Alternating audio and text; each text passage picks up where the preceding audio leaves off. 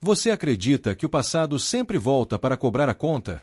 Quando o milionário Lucas Montenegro chegou no sertão para derrubar tudo, ele achou que o dinheiro comprava qualquer coisa.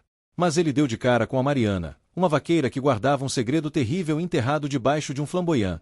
Um segredo que envolve o pai dele, um crime antigo e uma caixa misteriosa.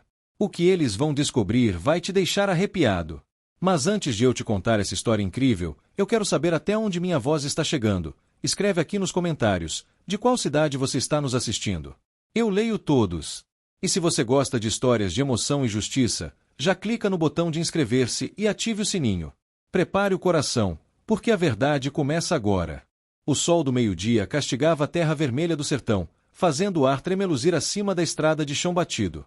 A poeira, fina e onipresente, levantava-se como uma cortina de fumaça a cada metro avançado pelos pneus largos e blindados da caminhonete importada, um veículo que custava mais do que todas as casas daquele vilarejo somadas.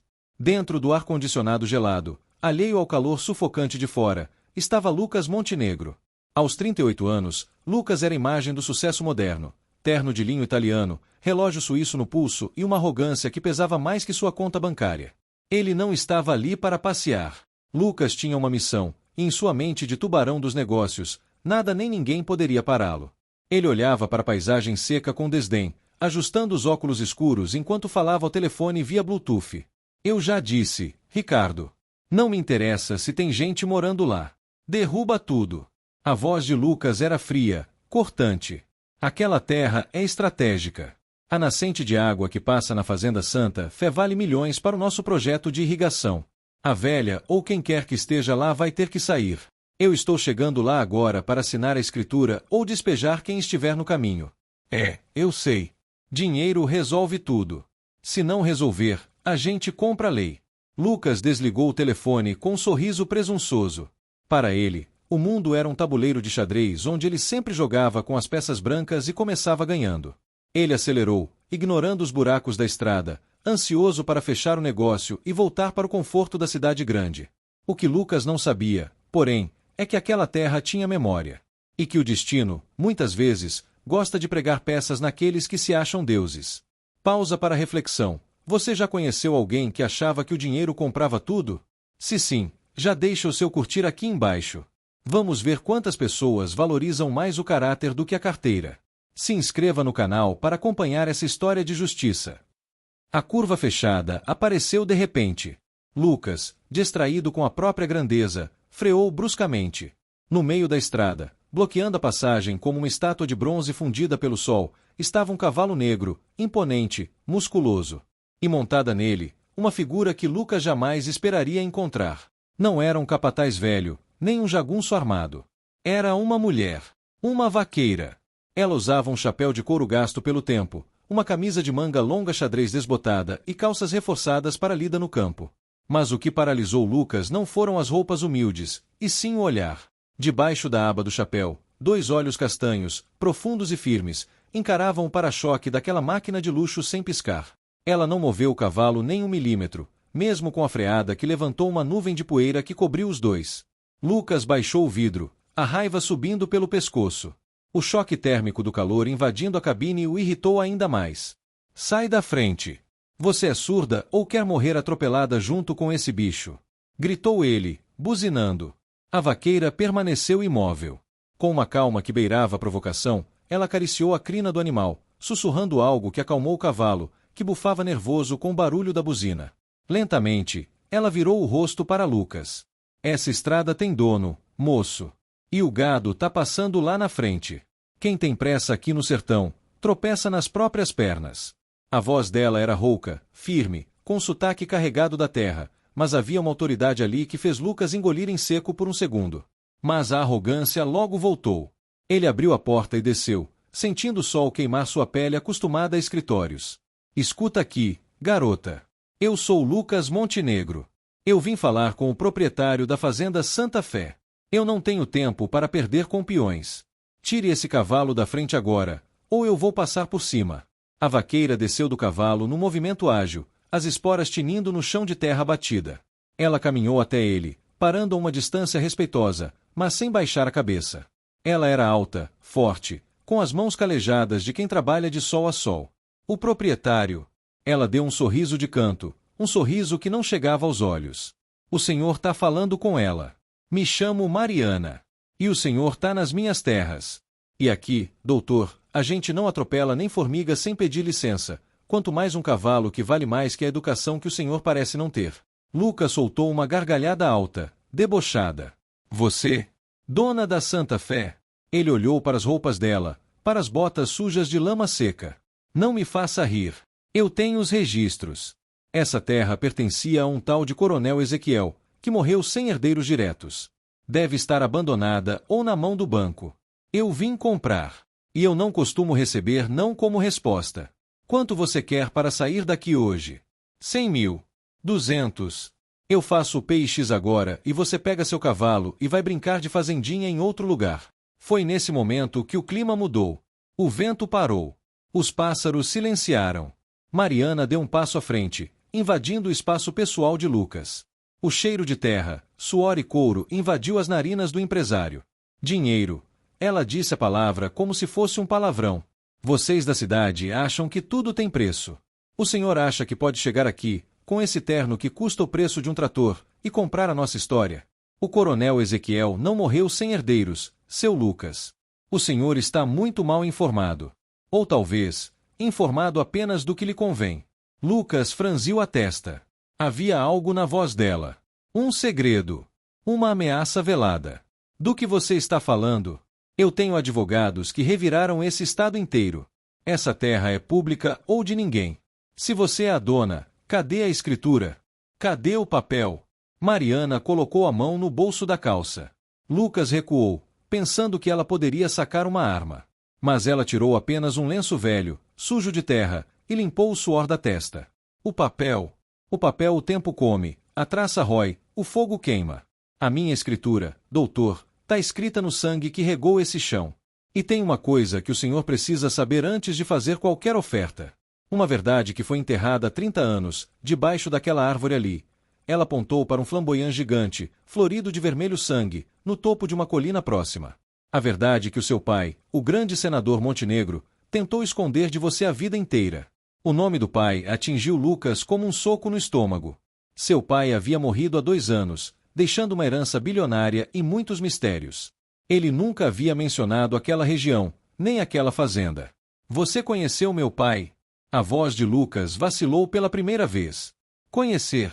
Mariana riu, um som triste e amargo. Eu conheci o homem que ele era antes do dinheiro transformar o coração dele em pedra.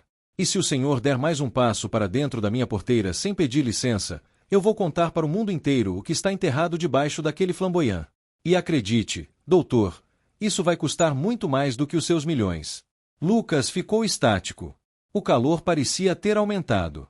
O suor escorria por suas costas. Ele olhou para a mulher simples à sua frente e, pela primeira vez na vida, sentiu medo. Não medo físico, mas o medo de quem está prestes a ter o tapete puxado. Quem era aquela vaqueira? O que seu pai tinha a ver com aquele lugar esquecido por Deus? E que verdade era essa que poderia ameaçar seu império? Mariana montou novamente no cavalo, altiva, soberana. Se quiser conversar como gente, a porteira está aberta. Se quiser passar por cima, lembre-se, terra de sertanejo tem raiz funda.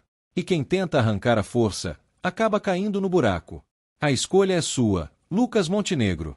Ela virou o cavalo e galopou em direção à casa-sede, uma construção antiga e colonial que parecia observar a cena. Lucas ficou sozinho na estrada, com a poeira baixando ao seu redor e uma dúvida cruel martelando sua cabeça. Ele deveria entrar no carro e ir embora? Chamar a polícia? Ou entrar na Toca da Leoa e descobrir o segredo que poderia destruir o nome de sua família? Você quer saber que segredo é esse que envolve o pai do milionário e a vaqueira humilde? O que será que está enterrado debaixo daquela árvore? Se você quer a continuação agora, se inscreva no canal e ative o sininho. Comente "Eu quero a parte 2" para eu saber que vocês estão gostando. A história só está começando e a reviravolta vai te surpreender. Lucas Montenegro permaneceu dentro de sua caminhonete blindada por longos 5 minutos. O ar-condicionado zumbia, mantendo o mundo exterior afastado, mas sua mente estava um caos. A imagem daquela vaqueira, Mariana, e a menção ao nome de seu pai, o grande senador Augusto Montenegro, haviam plantado uma semente de dúvida que ele, com toda a sua arrogância, não conseguia arrancar. Ele olhou para o topo da colina, para o flamboyant vermelho que parecia sangrar contra o céu azul do sertão. O que diabos o velho escondeu aqui? Murmurou ele, batendo a mão no volante de couro. A curiosidade, aquele vício antigo dos poderosos que acham que precisam saber de tudo para controlar tudo, venceu. Ele engatou a primeira marcha e, em vez de dar meia volta, acelerou suavemente, passando pela porteira aberta. O carro de luxo balançava desajeitado no terreno irregular do pátio da fazenda. Galinhas correram cacarejando para longe dos pneus, e um cachorro vira-lata, magro mas valente, latiu furiosamente para a máquina de metal. Lucas estacionou na frente da casa-sede. Era uma construção de taipa e alvenaria antiga, caiada de branco, com janelas de madeira azul anil descascadas pelo tempo. O telhado, coberto de limo e histórias, parecia pesar sobre a estrutura.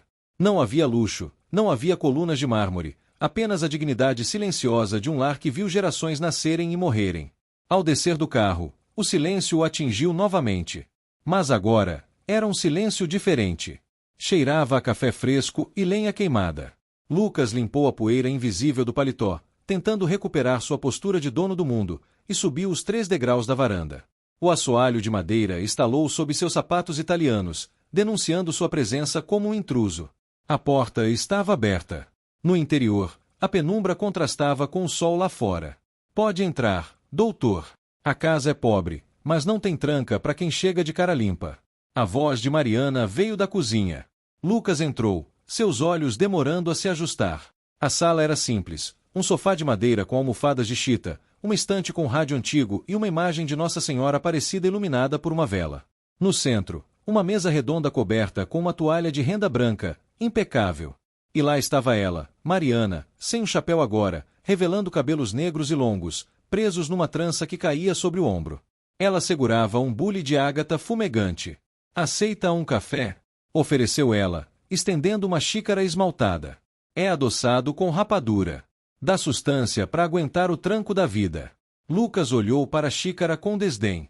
Ele estava acostumado com expressos de grãos selecionados, servidos em porcelana fina em reuniões de diretoria. Eu não vim aqui para tomar café, Mariana.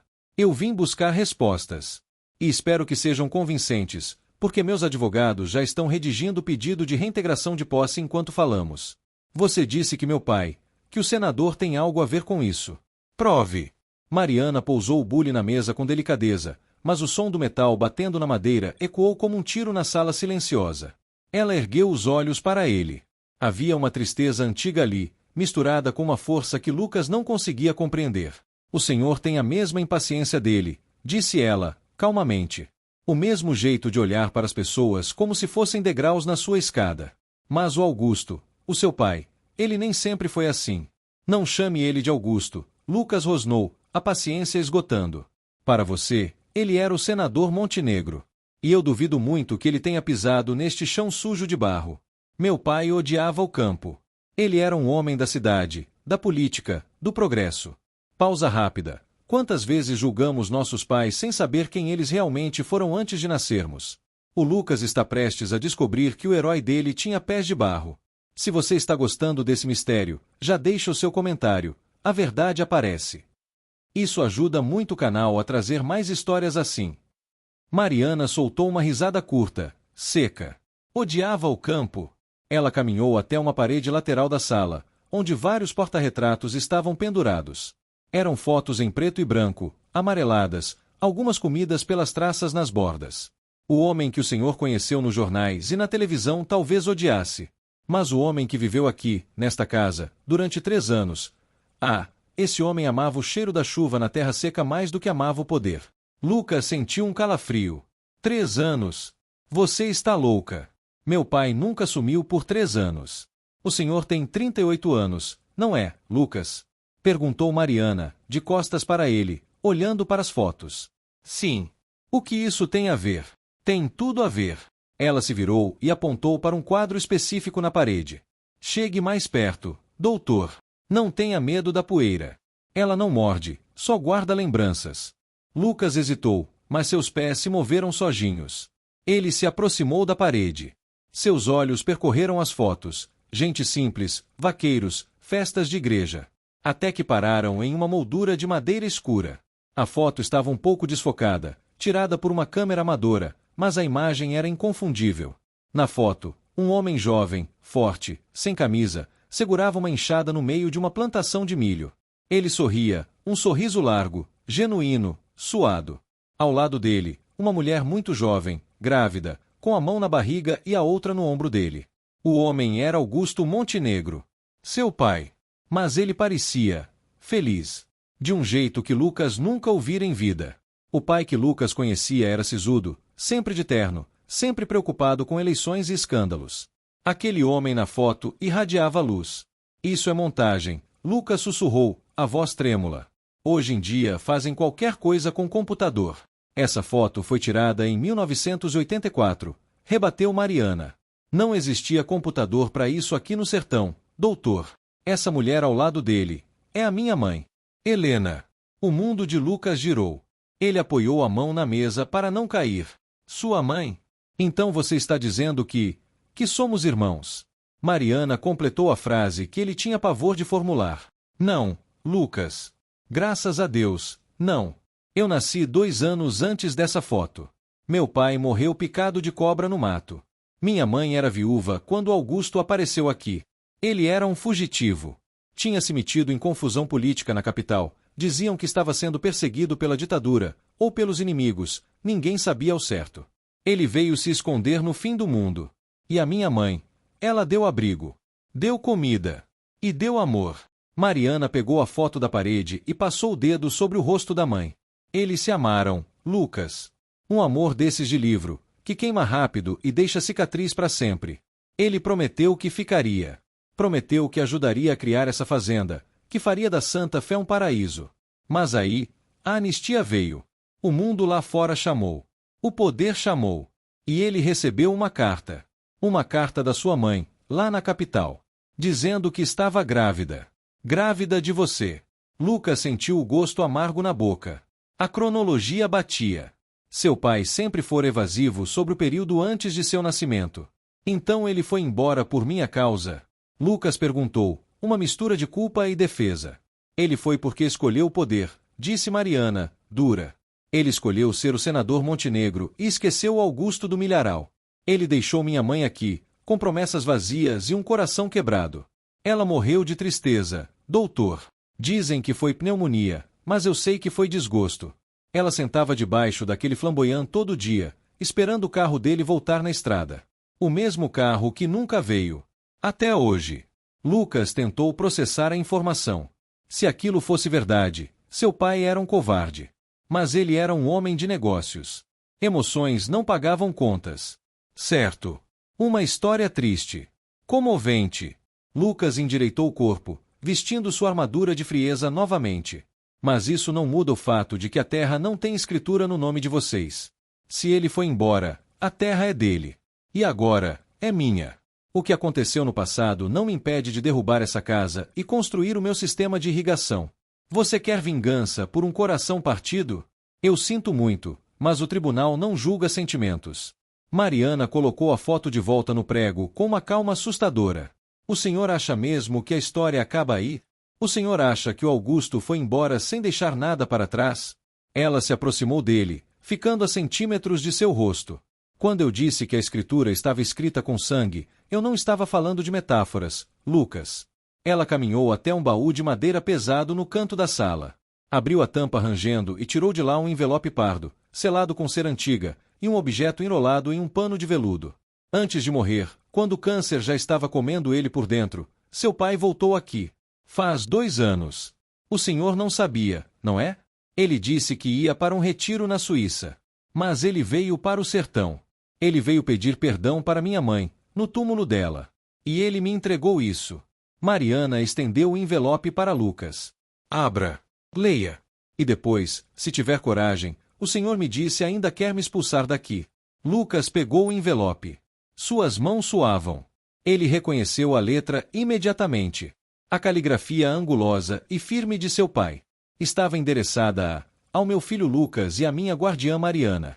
Para ser aberto somente quando a verdade não puder mais ser contida. Ele rasgou o papel. Dentro, não havia apenas uma carta. Havia um documento oficial, registrado em cartório, e um mapa. Um mapa desenhado à mão, com um X marcado exatamente onde ficava o flamboyant vermelho. E a primeira frase da carta fez o sangue de Lucas gelar nas veias. Lucas, se você está lendo isso, é porque tentou destruir a única coisa boa que eu fiz na vida. A Fazenda Santa Fé não é apenas uma terra. Ela é o cofre. E o que está enterrado sob a árvore não é um corpo, é o futuro da nossa família. E a sua ruína, se você não ouvir a Mariana. Lucas olhou para a vaqueira. Ela segurava o objeto enrolado no veludo. O que tem aí? Perguntou ele, a voz falhando. Mariana desenrolou o pano devagar.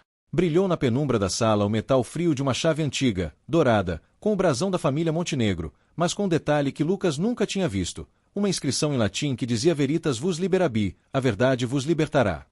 Essa chave abre o que está enterrado lá fora, disse Mariana. Seu pai disse que lá embaixo tem a prova de um crime. Um crime que ele cometeu para construir o império que o Senhor herdou hoje. Se a gente cavar, Lucas, o seu dinheiro vira pó. O seu nome vai para a lama. E a polícia vai bater na sua porta. O silêncio na sala era absoluto. Lucas olhava para a chave, para a carta e para a mulher que detinha o poder de destruir sua vida com um simples buraco na terra. Você está me chantageando? Ele sussurrou. Não, respondeu ela, serena. Estou te dando uma escolha. A gente vai lá fora e desenterra isso juntos, e o senhor assume o peso do que seu pai fez, ou o senhor entra no seu carro, vai embora e nunca mais pisa na Santa Fé. E o segredo morre com a terra. Lucas olhou para a janela. O flamboyant balançava ao vento. A curiosidade e o medo travavam uma batalha mortal em sua mente.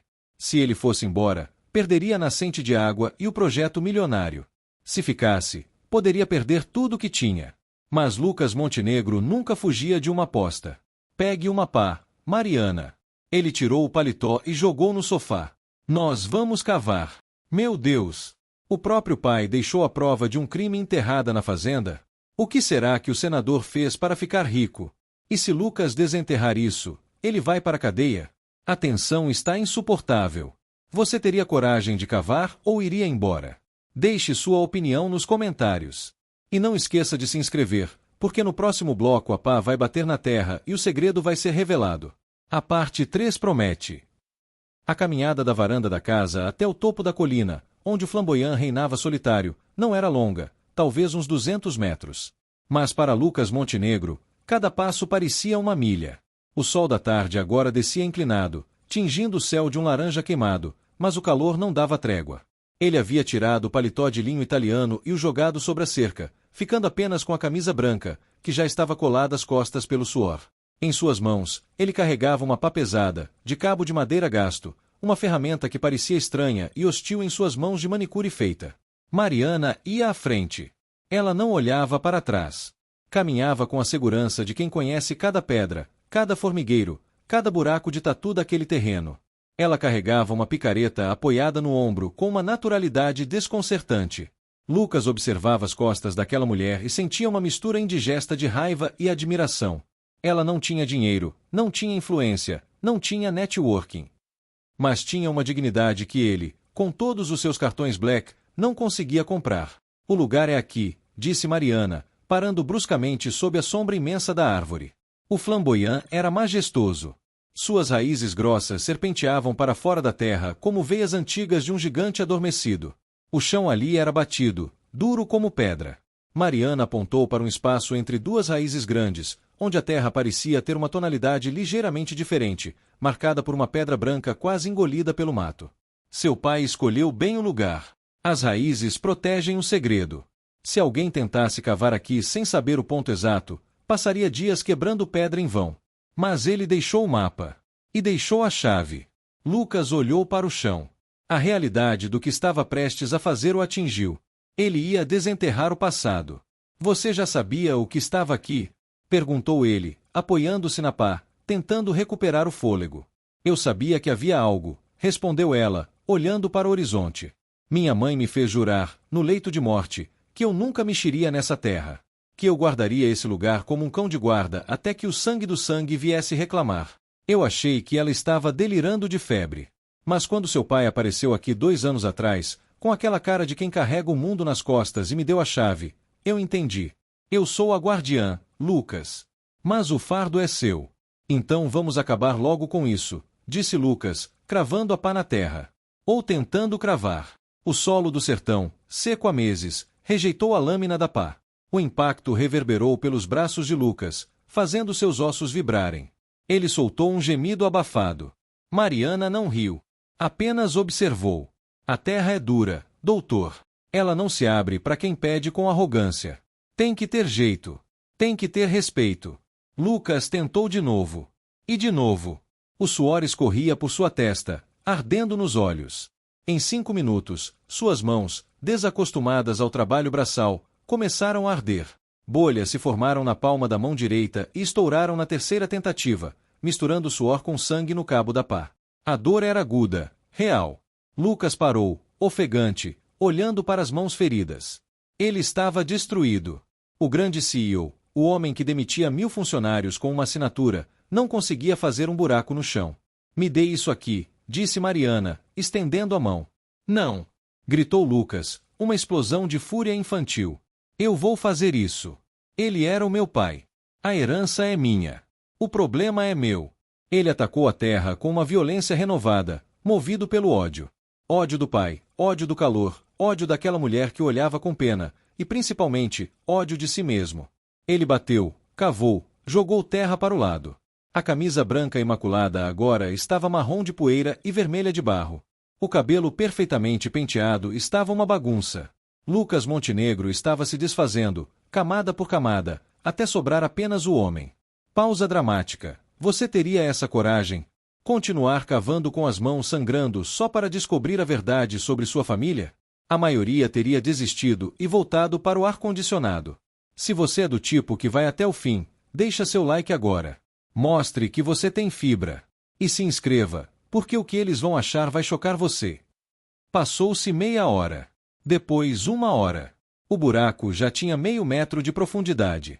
Lucas estava exausto, trêmulo, à beira de um colapso físico. Mariana, vendo que ele não pararia até cair morto, desceu para o buraco sem pedir licença. Chega! A gente termina juntos. Ela ergueu a picareta. Pá! O som foi seco e profundo. Ela quebrou a camada de cascalho que Lucas não conseguia penetrar. Bate onde eu quebro, instruiu ela. E assim, num ritmo estranho e sincronizado, o milionário e a vaqueira trabalharam. Ela quebrava, ele removia. O silêncio entre eles mudou. Não era mais hostil. Era o silêncio de cúmplices. O suor de Lucas pingava na terra onde o pai pisara. O sangue de sua mão misturava-se ao pó onde a mãe de Mariana chorara. De repente, a pá de Lucas bateu em algo que não era pedra. Clang! O som metálico, oco, fez os dois pararem instantaneamente. O coração de Lucas disparou tão forte que ele podia ouvi-lo nos ouvidos. Achamos, sussurrou Mariana. Eles se ajoelharam na terra suja. Com as próprias mãos, Lucas começou a afastar a terra solta. Seus dedos, feridos e sujos, tocaram uma superfície fria e corroída. Era uma caixa. Uma caixa de metal pesado, talvez chumbo ou ferro fundido, do tamanho de uma mala de viagem pequena. Estava enferrujada nas bordas, mas parecia hermeticamente fechada. Com esforço conjunto, eles puxaram a caixa para fora do buraco, colocando-a na grama seca ao lado do flamboyant. A caixa parecia pesar 1 tonelada. Não pelo peso físico, mas pelo peso histórico. Lucas sentou-se na grama, as pernas tremendo, olhando para aquele objeto alienígena. A chave, pediu ele. Mariana tirou a chave de veludo do bolso. O sol estava se pondo, criando sombras longas e fantasmagóricas. O senhor tem certeza, Lucas? Perguntou ela, segurando a chave no ar. Depois que abrir, não tem como desver. A ignorância é uma bênção que o senhor está prestes a perder para sempre. Abra, ordenou ele, mas sua voz saiu como um pedido súplica. Mariana entregou a chave a ele. Não. O pai era seu. A herança é sua. A coragem tem que ser sua. Lucas pegou a chave. Sua mão tremia tanto que ele errou o buraco da fechadura 2 vezes. Na terceira, o metal deslizou para dentro. Ele girou. O mecanismo, incrivelmente bem preservado, provavelmente lubrificado antes de ser enterrado, fez um clique alto e satisfatório. Ele levantou a tampa pesada. O cheiro de mofo e papel velho subiu, misturado com um cheiro metálico acre, como cheiro de hospital ou de sangue seco. Dentro da caixa, não havia barras de ouro. Não havia diamantes. Havia 3 coisas. Um livro grosso de capa de couro preto, semelhante a um livro-caixa de contabilidade antigo. Uma fita cassete velha, com um rótulo escrito à mão, Confissão, 1985. E um revólver calibre .38, enferrujado, envolto em um pano que, um dia, fora branco, mas agora estava manchado de marrom escuro. Lucas sentiu o estômago revirar. Ele pegou o revólver. Estava pesado. Faltavam 2 balas no tambor. Meu Deus, sussurrou ele. Ele matou alguém? Leia o livro, disse Mariana, sua voz tensa. O livro, Lucas. Lucas pegou o livro de couro. Suas mãos sujas mancharam a capa. Ele abriu na primeira página. A letra do pai estava lá, mas tremida, diferente da letra firme da carta. A primeira página dizia: Registro das terras e das águas do Vale do Rio Verde. Propriedade original. Cooperativa dos Pequenos Agricultores da Santa Fé. Lucas folheou as páginas. Eram listas. Listas de nomes. Listas de famílias. E ao lado de cada nome, um valor irrisório e uma anotação: expulso, desapropriado, incêndio acidental ou desaparecido. No final do livro, havia um balanço financeiro. A soma daquelas terras roubadas e das águas desviadas formava o capital inicial da Montenegro Engenharia. A empresa que Lucas presidia. A empresa que valia bilhões. Lucas leu em voz alta, a voz embargada. Capital inicial obtido através da liquidação forçada das terras da comunidade Santa Fé em agosto de 1985. Método: contaminação proposital dos poços artesianos e compra das terras desvalorizadas por preço de banana. Ele largou o livro como se estivesse pegando fogo. Ele envenenou a água. Lucas olhou para Mariana, horrorizado. Ele envenenou a água das pessoas para comprar as terras barato. Para construir o império que eu herdei. Mariana fechou os olhos, uma lágrima solitária escorrendo. Minha mãe me contava que houve uma época de grande doença aqui. As crianças ficavam fracas, o gado morria. Todos achavam que era praga de Deus. Venderam tudo a preço de nada para um investidor da capital e foram embora para a favela. Minha mãe foi a única que ficou, porque amava aquele homem, sem saber que foi ele quem trouxe a peste. Lucas estava em choque. Ele era rico, poderoso, respeitado. Mas tudo aquilo era fruto de um crime hediondo contra centenas de famílias pobres. Ele estava sentado em cima de uma pilha de dinheiro sujo de veneno e sangue. Mas havia mais. Lucas pegou a fita cassete. Embaixo dela, havia um último documento. Uma certidão de nascimento. Ele abriu o papel dobrado. Nome da criança: Mariana da Silva. Pai: desconhecido. Mas havia uma observação no verso, na letra do senador: minha filha. A única herdeira legítima da terra que não roubei, mas que comprei com o meu silêncio. Lucas olhou para Mariana. Você sabia? Ele perguntou, mostrando o papel. Mariana abriu os olhos, confusa. Sabia do quê? Que ele não deixou a terra para mim, Mariana. Lucas engoliu em seco, sentindo o mundo desabar. Ele sabia que eu transformaria isso em dinheiro. Ele deixou a terra para você. Não como herança, mas como reparação. Mariana pegou o papel, as mãos trêmulas. Mas o revólver. Ela apontou para a arma na caixa. Se ele usou veneno, por que guardou essa arma? Quem ele matou com essa arma, Lucas? Lucas olhou para o fundo da caixa. Havia uma foto antiga lá, presa no forro. Uma foto de um homem vestindo uma batina. Um padre. E na legenda da foto, Padre Miguel. O único que sabia a verdade. Que Deus tenha piedade da minha alma pelo que fiz naquela sacristia. O silêncio do sertão foi quebrado pelo grito de um gavião.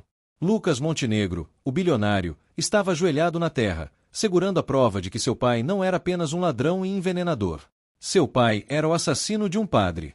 E agora, Lucas segurava a arma do crime. E o pior, alguém estava observando. Longe, na estrada, a poeira levantou. Não era o carro de Lucas.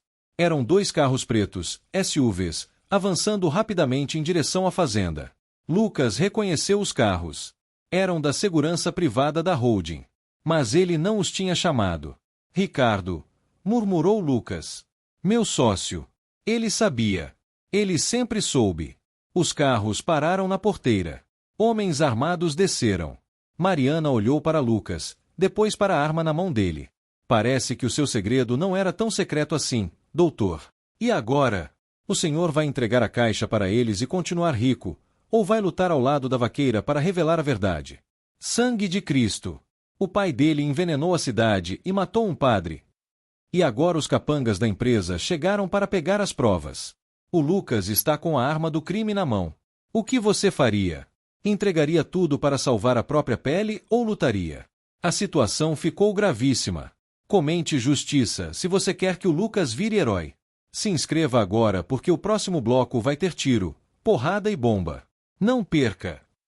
O som dos motores a diesel dos dois SUVs pretos cortou a paz do entardecer sertanejo como uma motosserra. Lucas Montenegro, ainda de joelhos na terra, segurando o revólver enferrujado e a caixa de metal, sentiu o sangue gelar. Ele conhecia aqueles carros. Eram blindados, equipados com pneus Ram Flat e motores potentes. Eram os carros que transportavam a elite da Montenegro Engenharia. Mas quem desceu deles não foram executivos de terno. Foram 6 homens. Vestiam roupas táticas pretas, coturnos militares e óculos escuros, mesmo com o sol já se pondo. Lucas reconheceu o homem que liderava o grupo. Era Sandro, o chefe de segurança extraoficial da empresa. Um ex-policial expulso da corporação por violência excessiva, que Ricardo, o sócio de Lucas, havia contratado para resolver problemas difíceis. Sandro caminhou até a cerca de arame farpado que separava a estrada da colina do Flamboyant. Ele sorria, um sorriso de lobo que encurralou a ovelha. Boa tarde, doutor Lucas, gritou Sandro, sua voz grossa ecoando no vale. O doutor Ricardo mandou lembranças. E disse que o senhor encontrou algo que pertence à empresa. Mariana, que estava ao lado de Lucas, endureceu o corpo. Ela não recuou. Seus olhos varreram o terreno, calculando distâncias, rotas de fuga, esconderijos. Quem são eles, Lucas? Sussurrou ela, sem tirar os olhos dos invasores. São os limpadores, respondeu Lucas, a voz trêmula. Eles vieram apagar o rastro. E nós somos o rastro. Lucas se levantou, escondendo o revólver velho atrás das costas, na cintura da calça suja. Ele tentou invocar sua autoridade de CEO. Sandro! O que significa isso? Eu sou o acionista majoritário desta empresa. Eu ordeno que vocês voltem para os carros agora. Sandro riu e pulou a cerca com agilidade, ignorando os arames. Os outros 5 homens o seguiram, sacando pistolas automáticas, brilhantes e modernas, que faziam o revólver velho de Lucas parecer um brinquedo de criança. A situação mudou, chefe, disse Sandro, caminhando calmamente colina acima. O Ricardo me ligou faz 10 minutos. Ele disse que o rastreador do carro do seu pai, que o senhor, muito esperto, ativou quando usou a chave, alertou a central. Ele disse que se o senhor abriu a caixa, o senhor não é mais o dono. O senhor é um risco. Sandro parou a 10 metros deles. O acordo é simples, Lucas. O Ricardo sempre soube da história da água. O pai dele era o braço direito do senador. Eles construíram um império juntos sobre os cadáveres dessa gente. Se essa caixa vazar, a Montenegro Engenharia quebra na bolsa amanhã. O Ricardo vai preso. E eu perco meu emprego. Então, me passa a caixa. O senhor entra no carro comigo, a gente te leva pro aeroporto, o senhor tira umas férias longas na Europa e esquece que esse lugar existe. E ela? Lucas apontou para Mariana. Sandro olhou para a vaqueira com desprezo. A caipira? Ela fica. Infelizmente, testemunhas são complicadas. A gente resolve isso rápido. Um acidente doméstico. Botijão de gás explode. Sabe como é?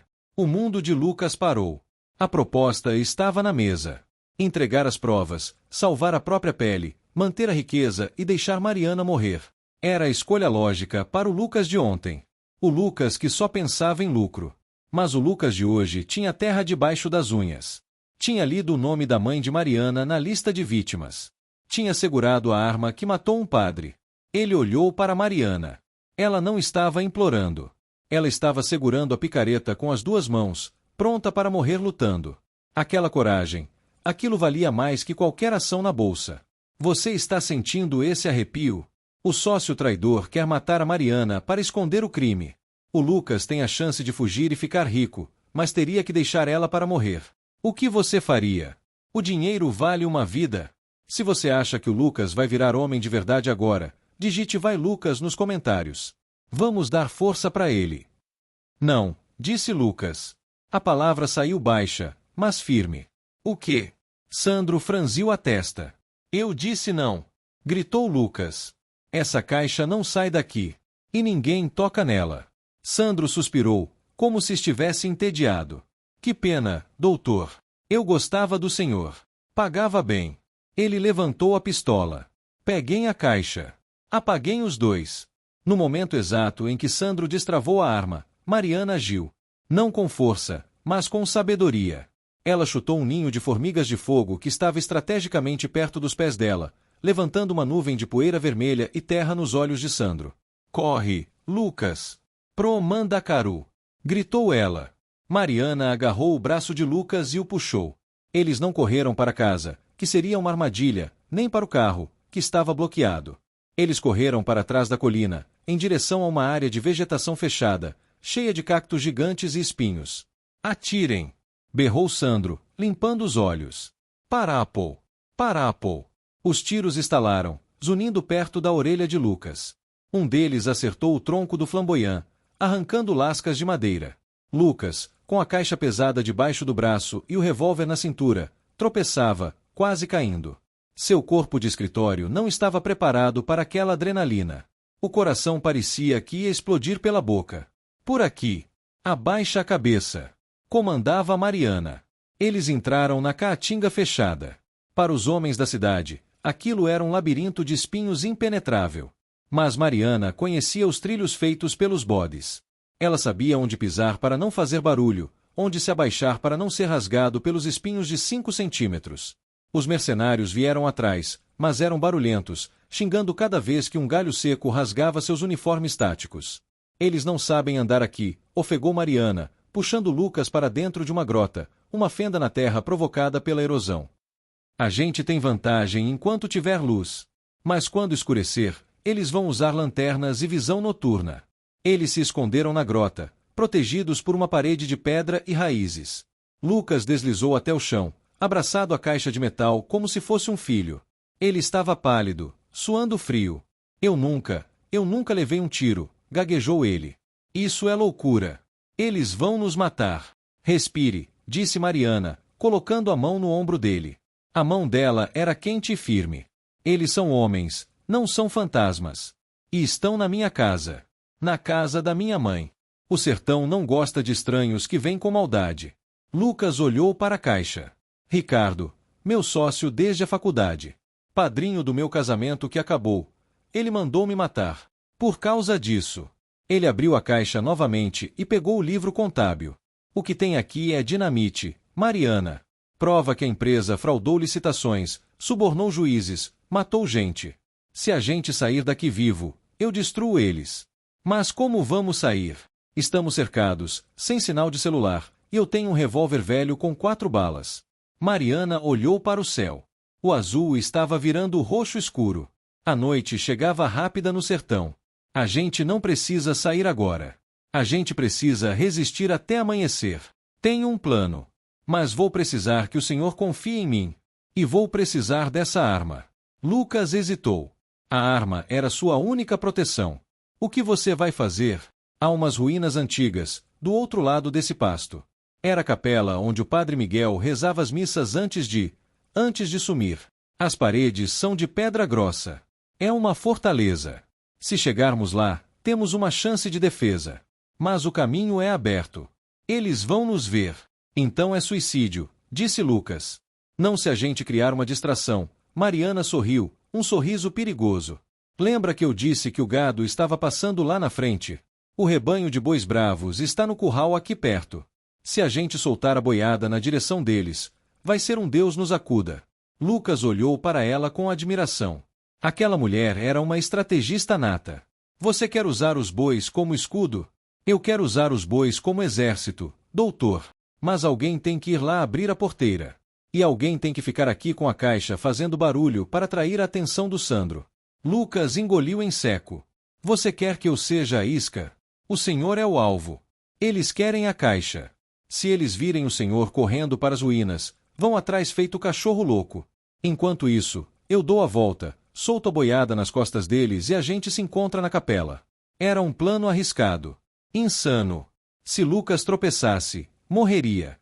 Se Mariana demorasse, ele morreria. Lucas olhou para a caixa. Depois olhou para o revólver. Ele tirou a arma da cintura. Fique com a arma, disse Lucas, estendendo o revólver para ela. Mariana negou com a cabeça. O senhor vai precisar dela. Caso eles cheguem perto demais. Eu tenho a minha faca e o meu laço. Eles ouviram passos se aproximando. Galhos quebrando. Vozes baixas. Ele deve estar por aqui. O rastro de sangue da mão dele tá fresco. Era a voz de um dos capangas. Mariana segurou o rosto de Lucas com as duas mãos. Seus olhos se encontraram, e naquele momento, não havia mais diferença social. Eram apenas dois seres humanos lutando pela vida. Corre, Lucas. Corre como se o diabo estivesse nos seus calcanhares. Porque ele está. Nos encontramos na capela. Mariana sumiu no meio do mato, silenciosa como uma onça. Lucas ficou sozinho. Ele respirou fundo, sentindo o cheiro de terra e pólvora. Ele pegou uma pedra e jogou longe, fazendo barulho para o lado oposto. Ali! Gritou um dos mercenários.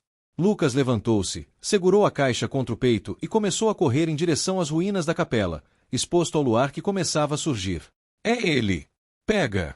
Não atira na caixa! O caçador virou caça. Lucas corria, o pulmão queimando, as pernas pesando. Atrás dele, o barulho de botas pesadas correndo. Ele viu as ruínas da capela à frente.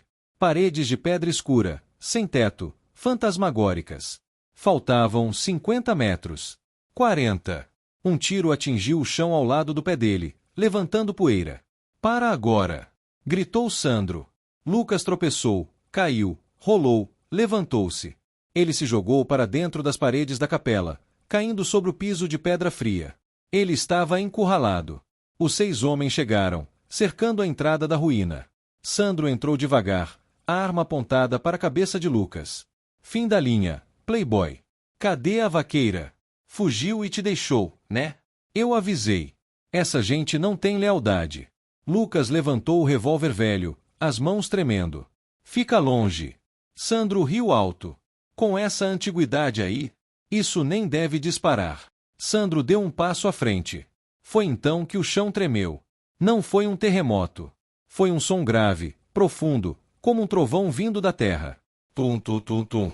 Sandro parou, o sorriso desaparecendo. O que é isso? Do meio da escuridão, atrás dos mercenários, surgiu um som de mugidos furiosos e cascos batendo. E acima do barulho, um grito agudo, selvagem, de uma mulher tangendo o gado. Boi! Vai! Uma manada de 50 cabeças de gado Nelore, assustada e furiosa, estourou do mato, atropelando a vegetação e vindo direto para as costas dos homens armados. A cavalaria de Mariana havia chegado. Meu Deus! A Mariana soltou a boiada em cima dos bandidos. É a natureza contra a tecnologia. Será que os bois vão atropelar os capangas? E o Lucas, vai conseguir escapar no meio da confusão ou vai levar um tiro perdido? A cena é de cinema. Se você está torcendo para a vaqueira acabar com a raça deles, curte agora. E se inscreva, porque no próximo bloco o confronto dentro da capela vai revelar algo sobrenatural sobre o Padre Miguel. Você não pode perder. O chão tremia como se o próprio mundo estivesse se partindo ao meio. O som da boiada estourando pela caatinga não era apenas barulho, era uma vibração que sacudia os ossos e fazia os dentes baterem. Dentro das ruínas da capela, Lucas se encolheu contra a parede fria de pedra, abraçado à caixa de metal, fechando os olhos enquanto o caos se desenrolava do lado de fora. O grito dos mercenários foi abafado pelo mugido ensurdecedor de 50 cabeças de gado Nelore, animais de meia tonelada, cegos pelo medo e tangidos pela fúria de Mariana. Foi um massacre tático. Os homens de preto, acostumados a tiroteios urbanos e emboscadas calculadas, não sabiam lidar com a força bruta da natureza. Sai da frente! Sai! Gritou um dos homens, antes de sua voz ser engolida pela poeira. Tiros foram disparados a esmo. Pá! Pá! Pá! As balas uniam, acertando o couro grosso dos bois, o que apenas os deixava mais furiosos e imprevisíveis. Lucas ouviu o som de metal sendo amassado, provavelmente um boi colidindo contra a lateral de um dos SUVs blindados estacionados perto da entrada da trilha. Então, tão rápido quanto começou, a avalanche de chifres passou, sumindo mato adentro, levando consigo a ordem e a arrogância dos invasores. A poeira vermelha pairava no ar, densa como neblina em Londres, ocultando a lua que tentava iluminar a cena. Lucas tossiu, o gosto de terra na boca. Mariana! Chamou ele, a voz sumindo na garganta seca. Estou aqui. Ela pulou o muro baixo da lateral da capela, aterrissando ao lado dele com a leveza de um gato. Ela estava ofegante, o cabelo desgrenhado, um arranhão sangrando na bochecha, mas seus olhos brilhavam com uma intensidade feroz. Ela segurou o braço dele. O senhor está ferido? Acho que não. Lucas olhou para as próprias mãos, ainda segurando o revólver velho e a caixa. Eles morreram. Mariana espiou por uma fenda na parede de pedra. O gado dispersou eles. Machucou alguns, com certeza. Ouvi gritos de dor. Mas homens como Sandro são como baratas, doutor. Eles sobrevivem ao fim do mundo. A gente ganhou tempo, mas não ganhou a guerra. Ela olhou ao redor, para as paredes sem teto da antiga capela. A luz da lua cheia entrava livremente, banhando o interior em prata e sombra. O lugar tinha uma energia pesada. Não era apenas uma ruína, era um túmulo.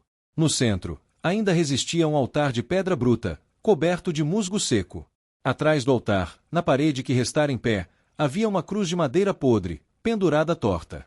Foi aqui, sussurrou Lucas, sentindo um calafrio que não tinha nada a ver com a brisa da noite. A carta dizia na sacristia. Foi aqui que meu pai matou o padre Miguel. Mariana caminhou até o altar e passou a mão pela pedra áspera. Minha mãe dizia que o padre Miguel era a única voz que se levantava contra a grilagem de terras. Ele pregava que a terra era de Deus e de quem nela trabalhava. O coronel Ezequiel odiava ele. E pelo visto, o seu pai, o Augusto, foi a mão armada que o coronel usou para calar o padre. Lucas se aproximou do altar. A luz da lua iluminou algo na parede atrás da cruz. Eram marcas. Buracos pequenos e profundos na pedra. Marcas de bala. Ele foi executado, disse Lucas, a voz falhando. Meu pai fuzilou um padre no altar. Pausa para respirar. A gravidade disso é imensa. Imagine descobrir que a fortuna que paga suas contas vem do sangue de um religioso assassinado no altar. A energia desse lugar deve ser terrível. Você acredita que lugares guardam a memória de tragédias? Comente o passado condena se você acha que o Lucas precisa pagar pelos pecados do pai. E já deixa o like pela coragem da Mariana. De repente, uma voz rouca e carregada de ódio cortou o silêncio da noite. Muito bonito. O playboy e a caipira rezando missa. Lucas e Mariana giraram. Na entrada principal da ruína, onde antes havia um portão de madeira, estava Sandro. Ele estava ferido. Mancava da perna esquerda e segurava o braço direito junto ao corpo, como se o ombro estivesse deslocado. O uniforme tático estava rasgado e coberto de poeira e esterco. Ele havia perdido os óculos escuros, revelando olhos injetados de fúria. Mas na mão esquerda, firme, ele segurava a pistola automática. Meus homens estão espalhados, alguns quebrados, rosnou Sandro, entrando na capela mancando. Aquela brincadeira com as vacas me custou caro, vaqueira. Muito caro. Ele levantou a arma, apontando para o peito de Lucas. Acabou a paciência. Me passa a caixa. Agora. Ou eu mato ela primeiro e deixo você assistir enquanto sangra. Lucas sentiu o peso do revólver enferrujado em sua mão direita. Era uma peça de museu contra uma arma de guerra. Faltavam 2 balas. O mecanismo estava velho. Podia explodir na mão dele. Mas ele olhou para Mariana. Ela não recuou. Ela tinha puxado uma pequena faca de cabo de osso da bota, pronta para atacar um homem armado com uma pistola. Ela estava disposta a morrer por aquela terra. E por ele. Uma raiva fria tomou conta de Lucas. Não a raiva histérica de antes, mas uma certeza absoluta. Ele não era mais o menino rico. Ele era o filho de um assassino, tentando quebrar a maldição. Você quer a caixa, Sandro? Lucas deu um passo à frente, cobrindo Mariana com o próprio corpo. Lucas, não. Sussurrou Mariana. Vem pegar, desafiou Lucas. Sandro sorriu, um esgar de dor e triunfo. Adeus, doutor. Sandro apertou o gatilho. Clique, a arma de Sandro falhou. A poeira da boiada, a terra fina do sertão, havia entrado no mecanismo da pistola sofisticada. Sandro olhou para a arma, incrédulo, e tentou destravar o ferrolho. Foi a chance de Lucas. Ele não pensou. Não mirou como nos filmes. Ele apenas levantou o revólver velho com as 2 mãos, fechou os olhos e puxou o gatilho com toda a força que tinha no dedo. Cabrum! O som foi ensurdecedor dentro das paredes de pedra. O revólver coiceou na mão de Lucas como uma mula brava, quase deslocando seu pulso. O clarão iluminou a capela por um segundo. Lucas abriu os olhos, esperando ver Sandro morto. Mas ele havia errado. A bala velha tinha atingido a parede de pedra a meio metro da cabeça de Sandro, soltando faíscas e lascas de rocha que cortaram o rosto do mercenário. O susto, porém, foi suficiente. Sandro recuou, tropeçando na própria perna ferida, e caiu para fora da entrada da capela. «Malditos!» gritou Sandro, rolando para se proteger atrás de uma mureta de pedra do lado de fora. «Vocês vão queimar!» Ouviram? «Vão queimar! Ele vai atirar de novo!» gritou Mariana, puxando Lucas para o chão, atrás do altar de pedra. A arma dele travou. Lucas estava ofegante, olhando para o revólver fumegante em sua mão. Ele tinha atirado. Ele tinha defendido a própria vida. Ele tem outras armas no carro. Ou os outros homens vão chegar. Mariana olhou ao redor. Estamos encurralados, Lucas. Só tem essa saída. As janelas laterais são muito altas e estreitas. Do lado de fora, o silêncio voltou. Mas era um silêncio tenso, de preparação. O que ele quis dizer com vão queimar? Perguntou Lucas, sentindo o cheiro de pólvora queimada. A resposta veio segundos depois. Algo sibilou no ar, deixando um rastro de fumaça vermelha. Um sinalizador. O objeto incandescente caiu dentro das ruínas, no canto oposto onde eles estavam, onde havia um amontoado de madeira seca do antigo telhado que desabara décadas atrás. A madeira velha, seca como estopa, pegou fogo instantaneamente. Mas Sandro não parou por aí. Outro sinalizador caiu do lado de fora, na vegetação alta e seca que cercava a capela. A caatinga, sedenta de chuva, aceitou o fogo como um amante. As chamas subiram crepitando, laranjas e violentas, alimentadas pelo vento da noite. Ele vai nos queimar vivos. Mariana tossiu quando a fumaça começou a encher o espaço. Ele quer destruir a caixa e a gente junto. Apagar todas as provas com fogo. É o método deles. O calor aumentou rapidamente. O círculo de fogo começou a se fechar ao redor da capela. Dentro, o amontoado de madeira queimava alto, iluminando as paredes com sombras dançantes e aterrorizantes. Lucas olhou para a caixa de metal. Ela estava esquentando. A gente tem que sair, gritou Lucas. Se a gente sair pela porta, ele atira. Se a gente ficar, a gente assa ou morre sufocado. Mariana rasgou um pedaço da própria camisa e cobriu o nariz e a boca. Coloque isso, Lucas. A fumaça mata antes do fogo. Lucas fez o mesmo com seu lenço de bolso. Seus olhos lacrimejavam. A situação parecia impossível. Eles estavam presos no altar onde o crime original aconteceu, prestes a serem consumidos pelas chamas da ganância. Foi então que Lucas, no desespero, olhou para o chão atrás do altar, buscando qualquer coisa que pudesse ajudar. E ele viu. Sob a luz do fogo que crescia, ele notou que uma das lajes de pedra do piso, logo atrás da cruz, estava levemente desnivelada. E havia uma argola de ferro, quase invisível sob a terra acumulada. Mariana! Ele gritou sobre o rugido do fogo. Olha isso! Mariana engatinhou até ele. É um alçapão, disse ela, surpresa. As igrejas antigas tinham criptas. Para enterrar os padres. Será que tem saída? Lucas puxou a argola. O ferro estava quente. Ou é uma saída, ou é a nossa cova, respondeu ela. Os dois seguraram a argola. No 3. Gritou Lucas. 1, 2, 3. Eles puxaram com toda a força de seus corpos desesperados. A pedra rangeu, resistindo a décadas de inércia, mas cedeu. O alçapão se abriu, revelando uma escada de pedra íngreme que descia para a escuridão total. O ar que subiu de lá era frio e cheirava a mofo, mas era ar puro, sem fumaça. Vão! Entrem logo! A voz de Sandro gritou lá de fora. Ele estava atirando novamente para dentro da capela, as balas ricocheteando nas pedras quentes. Lucas pegou a caixa de metal. Primeiro as damas, disse ele, tentando um sorriso corajoso no meio do inferno. Mariana olhou para ele, e pela primeira vez, sorriu de verdade. Um sorriso de orgulho. O senhor está aprendendo, vaqueiro. Ela desceu. Lucas olhou uma última vez para a cruz iluminada pelas chamas. Perdoe meu pai, sussurrou ele para o fantasma do padre.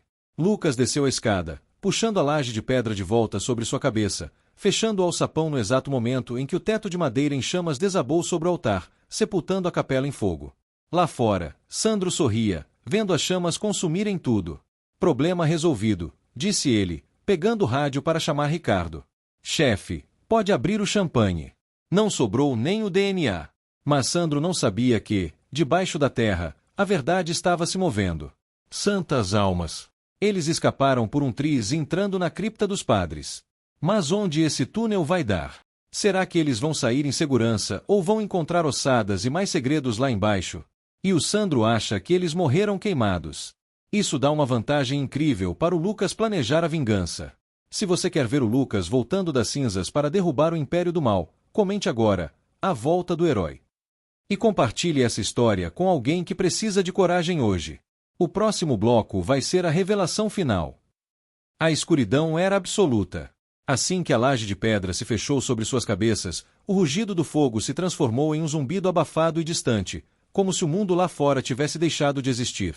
Lucas Montenegro estava imerso em um breu tão denso que seus olhos, arregalados pelo pânico, não conseguiam distinguir a própria mão à frente do rosto. O ar era frio, úmido e cheirava séculos de silêncio, mofo e terra molhada. Mariana! Chamou Lucas, a voz ecoando de forma fantasmagórica nas paredes estreitas. Ele tateou o vazio com a mão livre, a outra segurava a caixa de metal contra o peito como um escudo. Você está aí? Pelo amor de Deus, me diga que está aí. Estou aqui, Lucas. A voz dela veio de baixo, firme, mas sussurrada. Segure no meu ombro. Não solte. O chão é irregular. Lucas sentiu a mão calejada de Mariana encontrar a dele na escuridão e guiá-lo até seu ombro. O toque humano foi a única coisa que impediu Lucas de gritar. O coração dele batia descompassado, uma bateria de medo contra as costelas. Ele, o homem que controlava arranha-céus iluminados e viajava em jatos executivos, estava agora rastejando nas entranhas da terra como um animal acuado. Onde estamos? Perguntou ele, tropeçando em um degrau de pedra gasto pelo tempo. Nas catacumbas da antiga missão, respondeu Mariana, avançando devagar.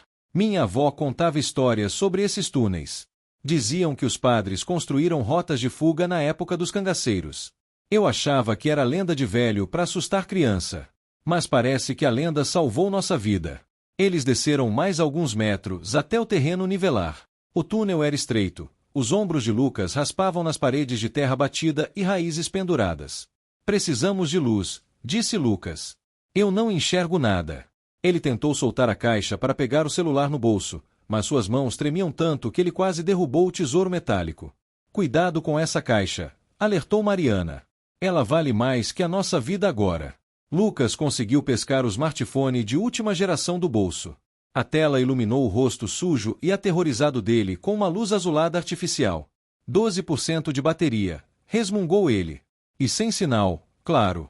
Ele acionou a lanterna.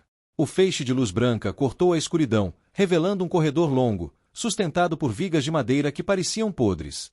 Teias de aranha grossas como véus de noiva cobriam o teto. E no chão, ossos.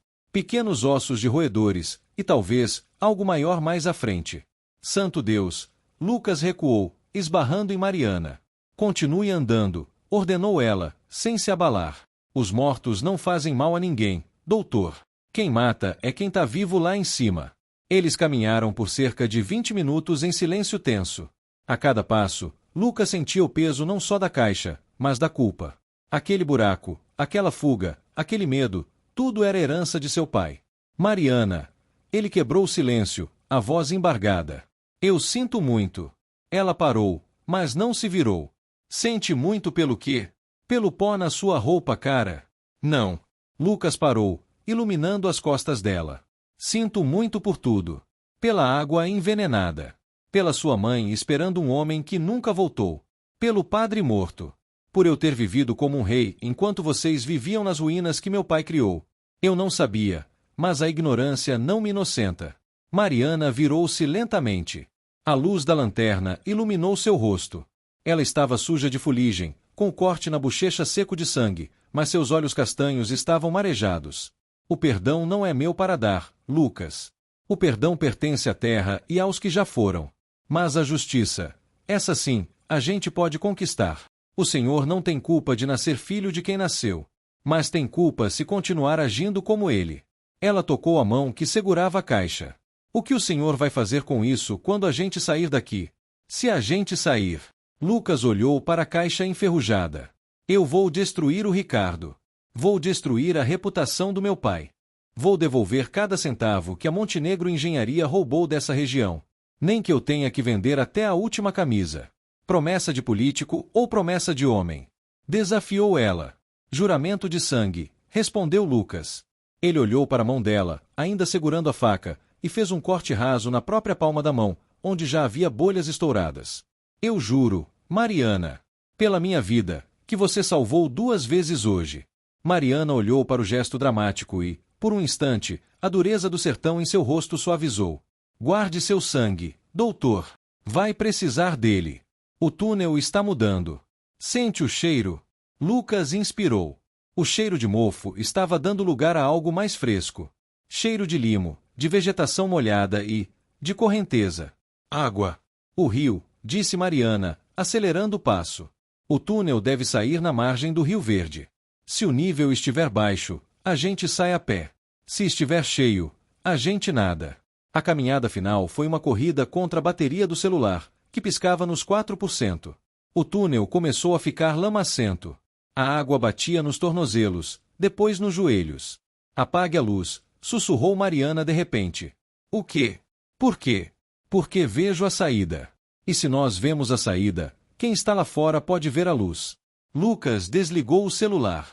Na frente, um ponto minúsculo de luz prateada, a luz da lua, filtrava-se por uma cortina de raízes e cipós que bloqueavam a boca do túnel. Eles avançaram na escuridão, tateando as paredes úmidas, até chegarem à abertura. Mariana afastou os cipós com cuidado. Eles estavam na barranca do rio, escondidos sob um barranco alto. O rio corria silencioso e escuro à frente deles. O ar da noite era fresco e limpo, um contraste violento com a fumaça da capela. Lucas saiu do túnel, caindo de joelhos na lama da margem. Ele inspirou profundamente, enchendo os pulmões de oxigênio puro. Ele estava vivo. Ele olhou para trás, para o alto da colina, a cerca de 1 quilômetro de distância. Uma coluna de fumaça preta e fagulha subia ao céu, tingindo a noite de laranja. A capela era uma fogueira gigante.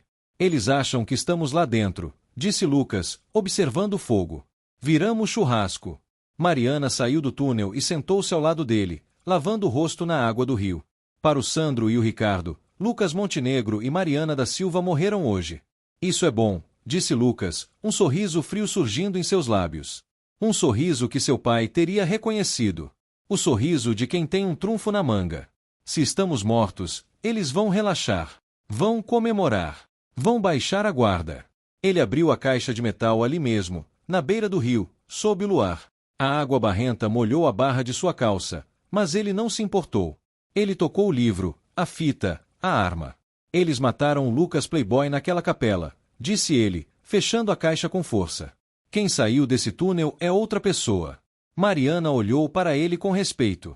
O doutor da cidade tinha morrido. Ali, sujo de lama, segurando provas de crimes e com ódio no olhar, ele parecia mais um cangaceiro do que um empresário. E para onde vamos, alma penada? Perguntou ela. Não podemos voltar para minha casa. Eles vão vigiar lá. Não pode ir para a cidade. Eles controlam a polícia. Lucas olhou para o rio. Você disse que a cooperativa dos agricultores foi destruída. Mas sobrou alguém. Alguém em quem você confia com a sua vida? Mariana pensou por um segundo. Tenho Tião. Tião grande. Ele era o melhor amigo do meu pai verdadeiro, o que morreu. Ele mora numa tapera no meio do brejo, num lugar onde carro de luxo não entra e nem sinal de satélite alcança. Ele odeia a sua família mais do que o diabo odeia a cruz. Mas se eu pedir, ele nos esconde. Então vamos para o Tião, decidiu Lucas. Eu preciso de um lugar seguro, eletricidade para carregar esse celular e um computador antigo que seja. Se eu conseguir acessar a nuvem da empresa com as senhas que só eu tenho e cruzar com os dados desse livro, eu derrubo a diretoria inteira antes do café da manhã. É uma caminhada longa, avisou Mariana. 3 horas de marcha pelo mato. O senhor aguenta? Lucas levantou-se. Suas pernas doíam, suas mãos ardiam, ele estava exausto. Mas uma energia nova pulsava em suas veias. A energia da vingança.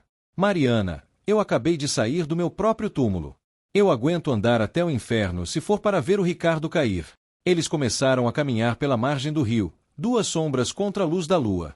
O empresário carregando a caixa da verdade e a vaqueira carregando a sabedoria da terra. Mas o que eles não sabiam é que o fogo na capela não tinha destruído tudo.